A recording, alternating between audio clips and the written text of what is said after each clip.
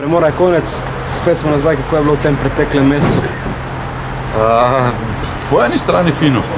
Fino, malo smo spočili glave, malo smo odmislili vse to, kar je bilo v preteklem letu. Bilo je veliko zame osebno lepih trenutkov, pa po drugi strani tudi veliko težkih, napornih. Na koncu tukaj v Domžalah se je vse dobro končalo. Na tem bomo probali graditi. Jaz upam, da smo zdaj dokončno nekako spoznali en drugega, se tudi malo povezali, v bistvu lažje normalno z rezultatom. Na koncu smo imeli 3 zaporedne zmage in optimistično gledamo vnaprej. Pred nami so te uvodni treningi, kaj sledi, s čim bomo začeli te priprave na drugi del sezone? Ja, klasika. Več ali manj igralci so od 18. decembra bili v individualnem programu, zdaj koliko je kdo delal, se bo hitro videl.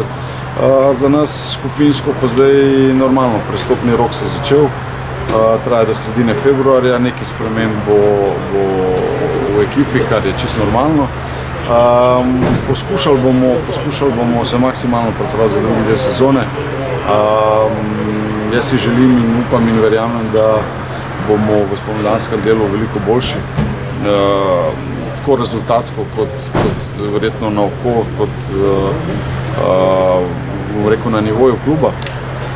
Čaka nas naporne pol sezone, že tako je ritem, je 5 tekem v 2 tednih, tako da potrebujemo sestaviti res kompaktno, enakovredno ekipo, ki bo lahko na vsake 3 dni praktično odgovorila zahtevno. Še pred tem številni trening tekme in pa priprave v Umagu tudi, za kako pomembno obdobje gre? Ja, najprej smo tukaj do 20. januarja smo tukaj, odigrali bomo tukaj eno prijateljsko tekmo, mislim, da z Triglav Kranjem. Potem odhajamo za teden dni v Domžale v Umag, klasično pripravljeno bazo, kjer bomo odigrali 2 tekmi.